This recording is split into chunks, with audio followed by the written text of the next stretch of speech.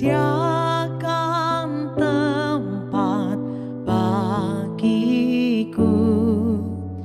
Ku diberinya kuasa yang menyertaiku.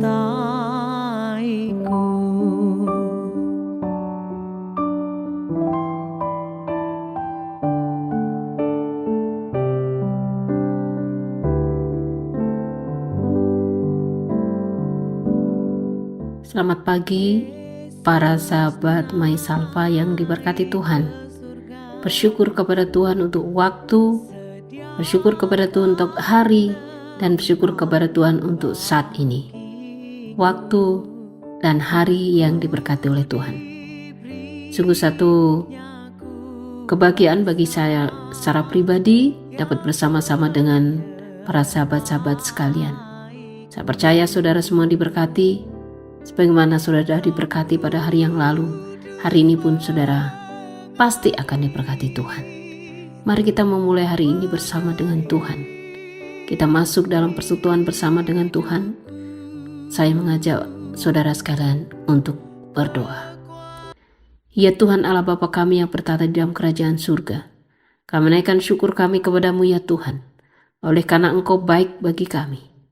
Baik hari yang lalu, hari kemarin, hari ini, dan hari yang akan datang, Engkau selalu baik. Pagi ini kami datang kepada Tuhan dalam syukur kami. Kami mau menyandarkan hidup kami kepada Tuhan, dan kiranya hari ini kami dapat mengalami perjumpaan dengan Tuhan. Diberkatilah kami Tuhan, di dalam nama Tuhan Yesus kami berdoa. Amin. Para sahabat My Salva yang diberkati oleh Tuhan, kebenaran firman Tuhan pada pagi hari ini dari kitab Injil Yohanes, pasalnya yang ke-16, ayatnya yang ke-7 sampai dengan ayatnya yang ke-8. Saya akan membacakannya dan ini akan menjadi dasar perenungan kita pada pagi hari ini. Namun benar yang kukatakan ini kepadamu, adalah lebih berguna bagi kamu jika aku pergi, sebab jikalau aku tidak pergi, penghibur itu tidak akan datang kepadamu. Tapi jikalau aku pergi, aku akan mengutus dia kepadamu. Dan kalau ia datang, ia akan menginsafkan dunia akan dosa, kebenaran, dan penghakiman. Amin. Sahabat My Salva yang diberkati oleh Tuhan, dimanapun saat ini saudara berada. Saya percaya saudara dalam keadaan yang baik, dalam keadaan terpelihara oleh Tuhan, dan dalam keadaan yang penuh dengan kekuatan dan sukacita oleh karena hari-hari yang telah saudara lalui adalah hari yang diberkati oleh Tuhan. Pada ayatnya yang ke-7 bagian B dari Injil Yohanes, pasalnya yang ke-16, saya akan mengulanginya. Sebab jikalau aku tidak pergi, penghibur itu tidak akan datang kepadamu, tetapi jikalau aku pergi, aku akan mengutus dia kepadamu.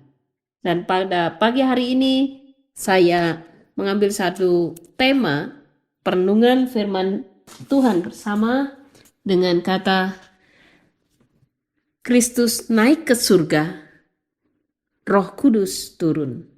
Kristus naik ke surga, Roh Kudus turun. Tahun ini kita ada di tahun yang ke-2024. Ada banyak peristiwa yang boleh kita lalui di dalam kehidupan kita.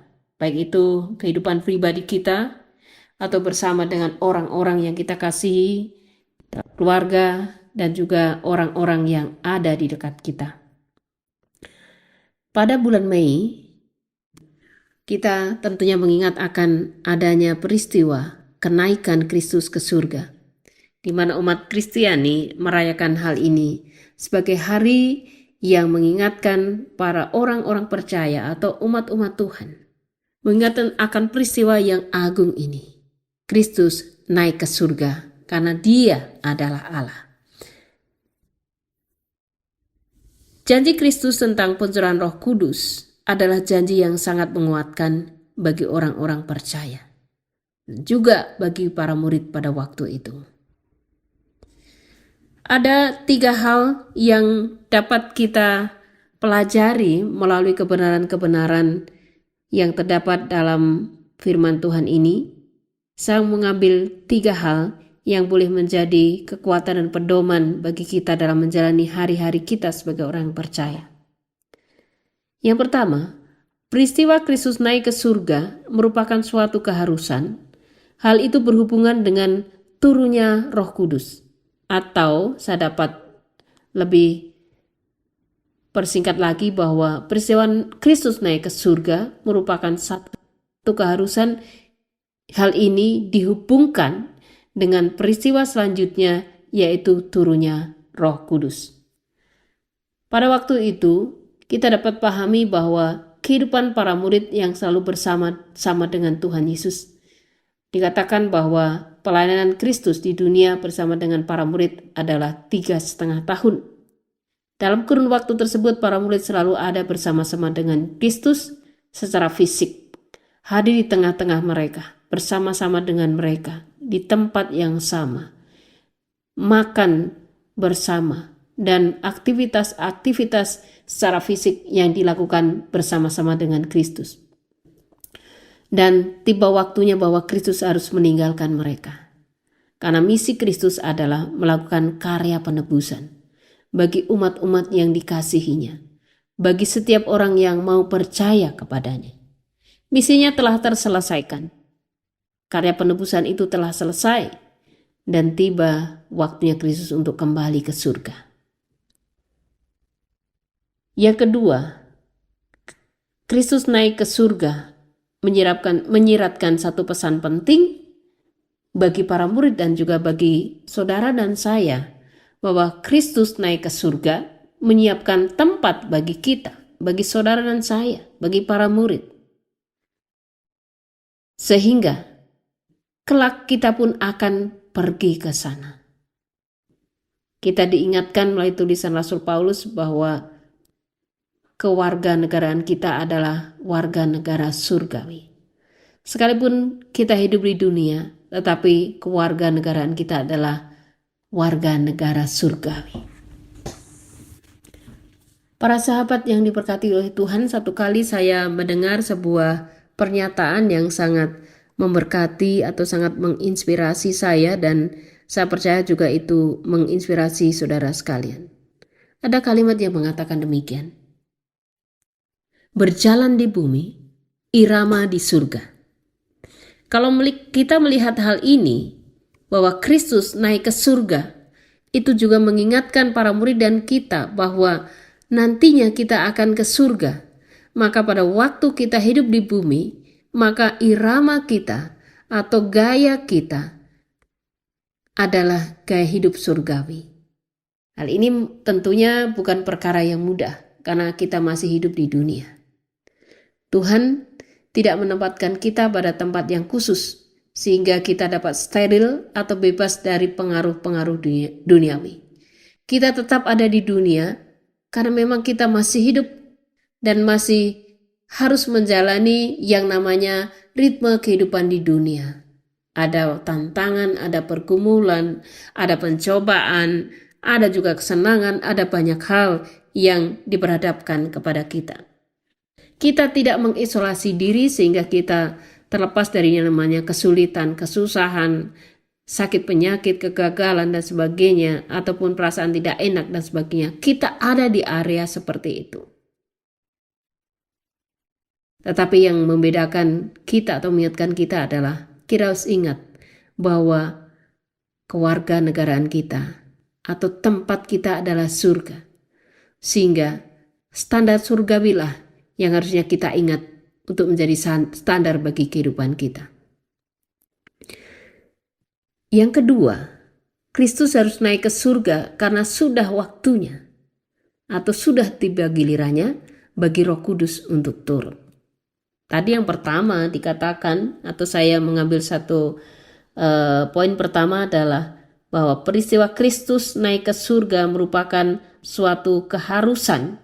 Hal ini berhubungan dengan turunnya Roh Kudus. Dan yang kedua, Kristus harus naik ke surga karena sudah waktunya atau sudah gilirannya Roh Kudus untuk turun ke bumi. mengulangi pernyataan Tuhan Yesus, jika aku tidak pergi, maka Roh Kudus itu tidak akan turun. Kenapa demikian?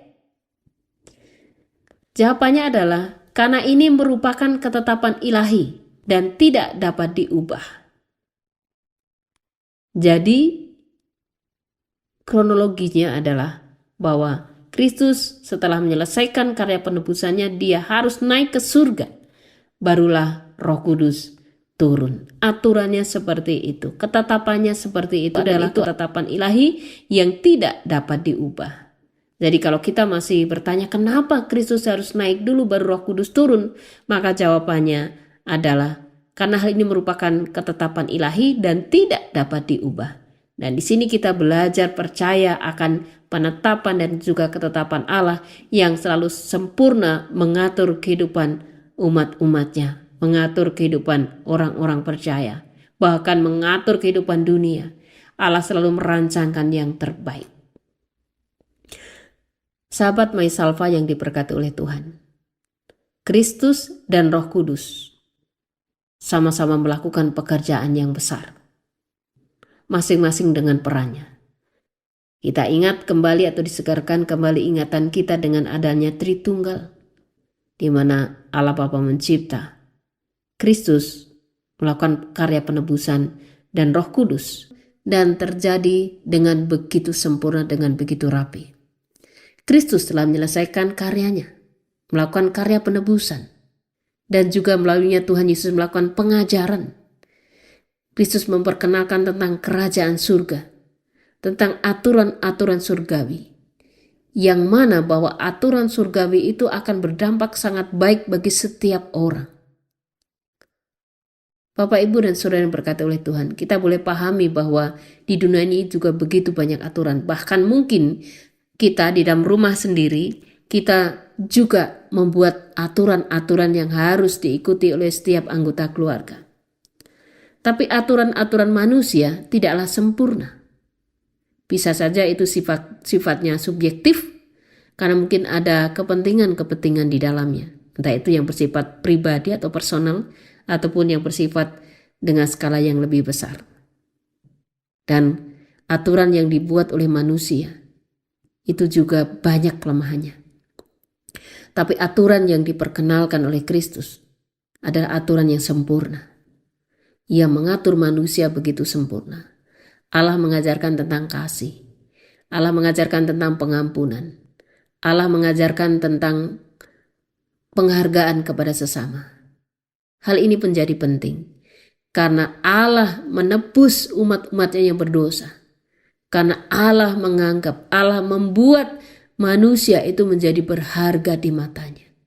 Dengan demikian, maka kita diajarkan untuk memiliki kasih, untuk memiliki pengampunan, untuk memiliki penghargaan satu dengan yang lain, untuk memiliki kepedulian seperti Kristus yang juga peduli terhadap kehidupan kita.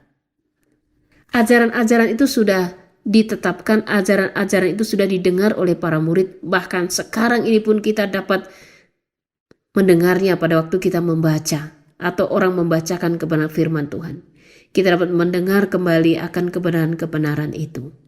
Sehingga dengan demikian kita diharapkan memiliki pemahaman yang baik tentang aturan-aturan Kristus, aturan-aturan kekristenan, aturan-aturan surgawi yang harus kita ingat, yang harus kita usahakan untuk kita lakukan sekalipun kita hidup di dunia yang otomatis masih penuh dengan tantangan, pergumulan, dan sebagainya.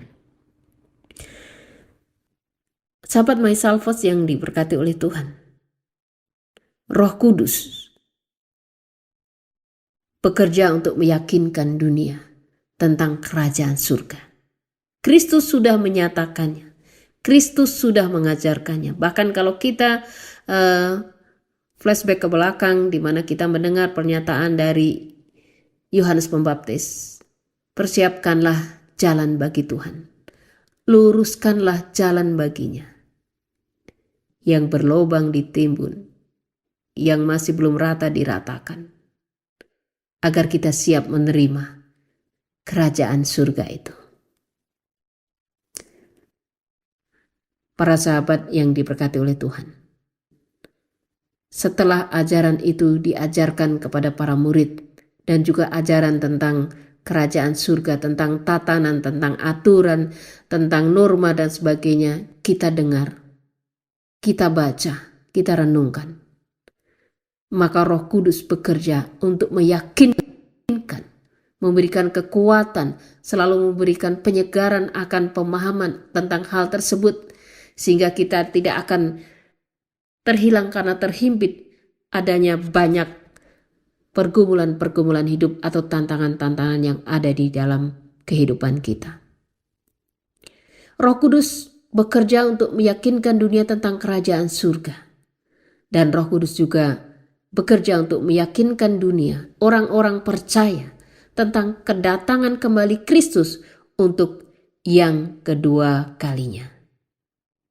Sahabat MySalvos yang diberkati oleh Tuhan, kalau kita kembali kepada tema renungan pagi ini bahwa Kristus naik ke surga kemudian Roh Kudus turun ke bumi, maka hal ini juga berbicara tentang kita mengingat para murid pada waktu itu. Mereka terbiasa dengan kehadiran Kristus secara fisik. Dan kemudian secara fisik Tuhan Yesus tidak lagi hadir di tengah-tengah mereka. Yang selanjutnya, Roh Kudus yang hadir dan menuntun para murid dan juga menuntun kita. Roh Kudus turun setelah Tuhan Yesus naik ke surga. Bukan sementara Tuhan Yesus waktu itu masih ada di bumi. Kita dapat pahami hal ini bahwa pengajaran yang Kristus sudah lakukan itu sangat sempurna. Dan seharusnya para murid sudah memahami atau memiliki pemahaman yang benar tentang Tuhan. Tapi ternyata bahwa pada waktu Tuhan Yesus disalibkan, pada waktu Kristus kemudian mati, bahkan pada waktu proses penyaliban ada yang menyangkal, ada yang meninggalkannya, para murid tercerai-berai. Kemudian setelah Kristus mati atau wafat, maka para murid kembali kepada kehidupan lamanya. Sekalipun mereka sudah mendapatkan pengajaran yang jelas dari Kristus sendiri. Hal ini dapat kita pahami sebagai sifat kita sebagai manusia. Sehingga hal itu juga ada dalam kehidupan para murid. Nah, peran Roh Kudus adalah untuk senantiasa mengingatkan, menginsafkan. Jikapun kita sudah mendapatkan pengajaran kemudian kembali melakukan hal-hal yang bertentangan dengan kehendak Tuhan, maka Roh Kudus berfungsi untuk menginsafkan, mengingatkan dunia. Bukan hanya saudara dan saya, bahkan dunia untuk cakupan yang lebih luas agar mereka meninggalkan perbuatan-perbuatan dosa, karena itu merugikan diri sendiri dan juga merugikan sesama, merugikan tatanan-tatanan kehidupan manusia. Dan karena kasihnya, maka hal itu terus-menerus dilakukan. Sehingga pada waktu kita masih mendengarkan kuasa Tuhan dinyatakan atas kita melalui pertolongan Roh Kudus Tuhan, dan juga kita diingatkan kembali akan apa yang telah kita pelajari, sehingga kita kembali kepada jalan yang benar, maka kita dapat sampai kepada satu titik di mana kita berpadanan dengan kehendak Tuhan.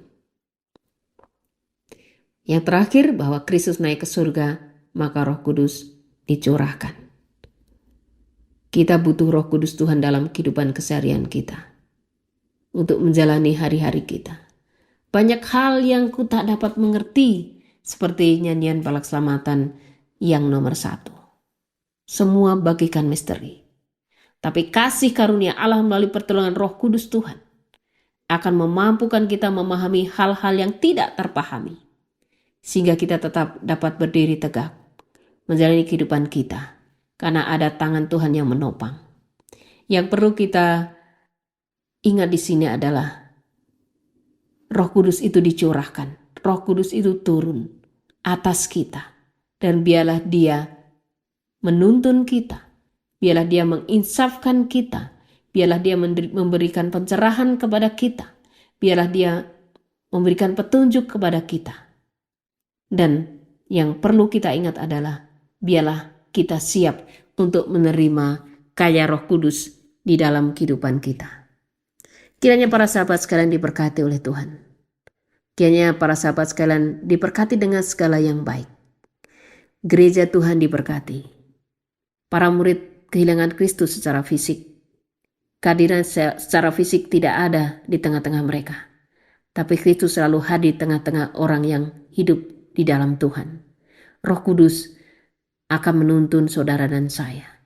Kristus katakan, di mana ada 2 atau 3 orang bersekutu dalam namaku, di situ aku ada. Kiranya hal itu terjadi atas saudara dan saya. Jangan pernah takut, Kudus membimbing saudara. Mari kita berdoa. Diberkatilah kami Tuhan. Melalui kebenaran firman-Mu, kuasa-Mu kiranya bekerja atas kami. Dan kemurahan-Mu terjadi atas kami. Tolong kami untuk hidup di dalam kehendak-Mu Tuhan. Karena di dalam nama Tuhan Yesus kami berdoa. Amin. Amin. Demikian yang dapat saya sampaikan kepada saudara melalui renungan pada pagi hari ini. Kiranya segala hal yang baik yang telah dirancangkan oleh Tuhan itu terjadi atas kita.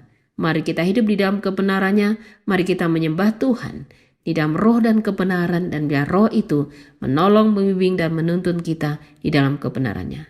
Dimanapun saudara berada, yakin bahwa Tuhan ada bersama dengan saudara. Mari kita belajar untuk berbicara yang baik dengan tuntunan Tuhan, berpikir yang baik sesuai dengan tuntunan Roh Kudus Tuhan. Kita menyimpan segala perkara baik dalam hati kita sesuai dengan tuntunan Roh Kudus Tuhan, dan juga kita mengucapkan kata-kata yang baik yang memberkati. Karena kita bertanggung jawab kepada Tuhan. Ingat bahwa kita adalah milik Kristus, bukan lagi manusia lama yang hidup dalam keberdosaan, karena Roh Kudus selalu menginsafkan kita, dan kiranya kita mau diinsafkan dan kita melakukan apa yang baik. Diberkatilah kita sekalian yang mengandalkan Tuhan, yang menaruh harapannya kepada Tuhan. Di dalam nama Tuhan Yesus, kiranya semua diberkati. Amin. Selamat pagi, Tuhan memberkati.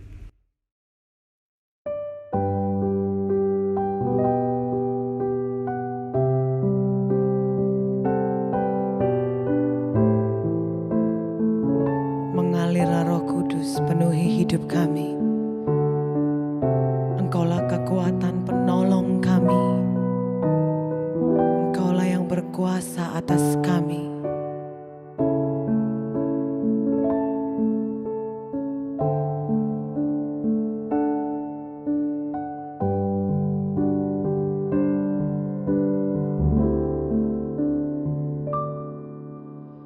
Yesus naik ke surga, sediakan tempat bagiku. Ku diberinya kuasa yang menyertaiku.